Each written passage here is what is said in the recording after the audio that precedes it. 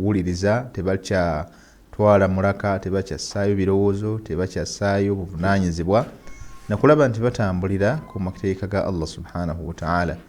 fakharaju liyaudu nnasa ila madha ila tariqi assunnati wal islah, ne basalawo baveeyo basobole okulaba nga bazza abantu ku kkubo ettuufu lye basaanye okuba nga bwe batu baligoberera, eryokuba nti bagoberera enjigiriza y'omubaka Muhammad sallallahu alayhi wasallam. Naye abantu bwe baali omusajja ono ayitibwa Ibrahim ibn Adhami rahmatullahi alayhi wa radiyallahu anhu bima qama bihi min al-a'mali as-saliha, yayita mu katale akayitibwa suuqi Uqadhi, akatale ke Uqadhi. Waba ayita bw'ati, abantu ne bamulaba kye baba bakuŋŋaanira we yali, bamukuŋŋaanirako nga buli omu alina ensonga ze. Twala example gwe wenna ampuliriza nti olwaleero osobola okulaba mu bamaseeka bo b'omanyi ab'enjawulo, b'owuliriza era bw'ogaa nti bamaseeka bange oyo ne bwe musanga wasiiza kumuyitako.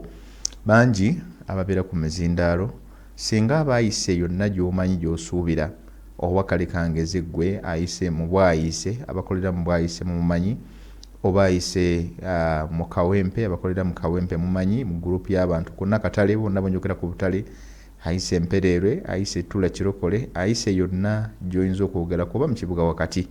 Abantu ne mukuŋŋaanirako ne mugamba sheekh Mukisa wuuyo, oba sheekh Kyeyune wuuyo, oba sheekh mathalan sheekh man sheekh ayimina shuyukh, yenna bwe tuba twogeddeko sheekh Mugendera nti wuuyo, ne mumulaba ne mukuŋŋaanira waali ne mugamba nti ya sheekhna ma lana nad'u fala yustajabu lana, bale nga tusabye edduwa sheekh, tulina ekibuuzo kyaffe kye twagala otuddemu, ng'edduwa tuzisabye nga tulaajanye, nga tugezizzaako okulaba nti tusaba Allah subhanahu wa ta'ala n'okwewala obutasaba ataliye, fala yustajabu lana, naye edduwa zaffe tezaanukulwa.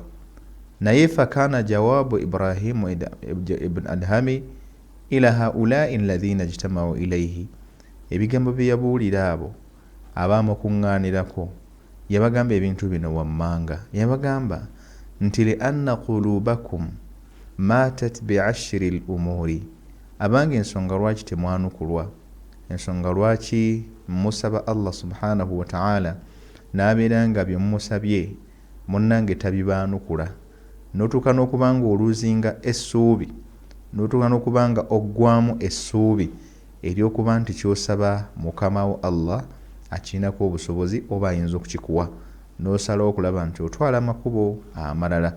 So nga ate oteekeddwa kubanga weekyekinga, weetunulemu ng'omuntu olabe ma dhannuka bi rabbil alamina wa ma alaqatuka bi shari'ati llah, endowooza yo, entegeerayo wakati wo n'eyakutonda wamu ne enkolaganayo oba enneeyisaayo eri amateeka ga Allah subhanahu wa ta'ala.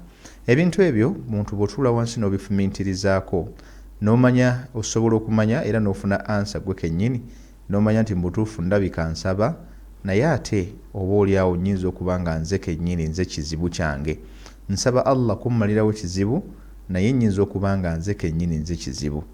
N'olwekyo ekyo bwe kyatuukawo bwe kityo, n'abagamba nti mu byo yabagamba nti matat bi'ashri umuri, ensonga 10 oba oliawo emitima gyammwe gyazifiisa, gyafa ku zo, tezigifaako, tezigifumintirizaako, tezigirowoozaako, tezisobola kuddaawo, negibeera nga gifuna okwebuulirira mu nsonga ezo 10. Naye mu zo njagalamu ensonga emu ekwatagana n'ekyo kitubadde twogerako, ekya disaster that happened in Kiteezi. Ensonga eyegudde ekiteezi ekyase etambudde ensi yonna, naawe wonna w'oli ng'ogiwulira mu mawulire eyogeddwako mu kifo kyonna, ku mitimbagano, ku YouTube abanoonya likes baazitaddeyo dda, abanoonya buli kimu kyonna, bali ku Facebook abanoonya ba followers babafunye dda lwa nsonga eyo. N'abaagala okumanya amawulire nabo ku internet kwe bali era banoonyereza okulaba ebigenda mu maaso. Kale ensonga bwe banga bw'etyo, atutegeeza n'atugamba nti yagamba ensonga gyeyogerako gyenjagala, yagamba nti alimtum anna almauta haqqun, mwategeera era ne mumanya nti mazima ddala okufa kwa mazima weekuli. Nkakasa bulungi gwe wenna agenda mu maaso okumpuliriza nanga ali wano nti ffenna tukimanyi nti okufa gyekuli era tukimanyi nti kwa mazima. Gwolowooza singa si kwa mazima, bajjajjaabo ne bajjajjaabo bewalabako ne bootaalabako be bakunyumiza obunyumiza bw'owulira obuwulizi, bakabaka ne bakabaka abatubuulirwako be tusomako ne mu Busiraamu, omuli Maliku Ssuuna Thani, Maliku Mutiisa al-Awwal, Maliku Nuhu Mbogo, bonna tuboogerako boogezi naye nga baaliwo era nga bakugamba basajja b'amaanyi ddala. Naye saawa zino ne bw'obanoonya okuggyako okugamba nti munnange wali we baaziikibwa, wali we bali, naye gw'olowooza aradaw fa aqaamu am turiku fanaamu, bwe baabateekayo eyo gye baabateeka baasiimayo ne bagamba nti katusigaleyo ffe twagala kubeera eno, am turiku fanaamu, oba babatwala beebase, oba baatuuka eyo tuno ne tubakwata ne basalawo okuba nti bano ababatutte baga nti katubaleke temubataataganya engeri gye beebase, bwe banaazuukuka banajja. Ekyo bw'oba ng'okifumiitirizaako ebbanga n'ebbanga n'olaba nga tewali yali akomyewo ku muntu ebbanga ly'alina okwebakira, sooka olinoonyerezeeko lyenkana ki, kubanga gwe weebaka mu ssaawa 12 nizo okumaliza n'obutaggwako ng'owazuukuse dda. Naye ate oli gwe wateekayo emyaka egiwedde, emyaka egiyise gy'omanyi ebbanga n'ebbanga n'abeera nga olunaku olwaleero takubiranga wadde kasimu, tavangayo kugamba nti wange munnange ensonga bwetyo. Ala ta'tabiru bimautihi, tosobola kufuna mukyakuyiga. Scenario eyagudde ekiteezi twongera okugiyigamu to the extent nti abantu Allah subhanahu wa ta'ala be yatutte n'abeera nga bw'atyo kasasiro abikka amayumba gaabwe nga nabo mwebali. Gwe yenna eyafunye ku nsonga efaananako bwetyo ne waba nga waliwo eyakubidde ku ssimu ng'ali mu njega efaananako bwetyo n'aba ng'agenza okuvaayo ng'afudde, ofunamu ki? Gwe wenna akakasiza ddala nti Allah subhanahu wa ta'ala abantu abo yabatutte naye nga balina pulaani zaabwe, abantu abo yabatutte naye nga balina amabanja gaabwe, nga balina zirooni eza piki, balina zirooni eza buli kimu, balina zirooni ez'amabanka. Abo kwabo Allah beeyagadde. Allah subhanahu wa ta'ala asobola okuŋŋaanya abaddu be bayagadde n'abeera nga akola ki? Abateekayo nga bw'abayagadde ne babeera nga bonna abasaanyaawo, abakuŋŋaanyiza waayagadde n'abasaanyaawo. Ekyo kikuwa ekyokuyiga nze naawe nti gwe ne mwankubadde oyinza okugamba nti owangalira Bwayise, owangalira Kampala, owangalira Kawempe, gwe toliiri gye bakuŋŋaanyiza kasasiro. Naye sisuubira era sikiina mu bwongo bwange nti bonna abaafudde mu abo n'abalabi tunaba kumanya ddala kituufu bonna baabadde batuuze b'omwo. Ojja kusanga nga mulimu abamu baabadde nga bakyadde bukyazi, bakyaliddeko ku bannaabwe. Abamu oli abadde azze kulaba ku mukwano gwe ng'atudde w'atudde, Allah n'aleeta enjega eyo ne babeera nga bwe batyo basobodde okuba nga batambula mu mbeera efaananako bwetyo, Allah n'abakuŋŋaanyizaawo. Tulina ekigambo kye ttera okwogera, gwe wenna ampuliriza. Ekigambo ekyo bwe tuba tusomesa tukiyita at-talqiinu bil muhtadar, okuba nga tulakkana tukubiriza omuntu yenna gwe tukakasa nti Allah subhanahu wa ta'ala an qarib yuzhiqu ruha, Allah agenda kubanga ajjamu omwoyo gw'omuntu oyo.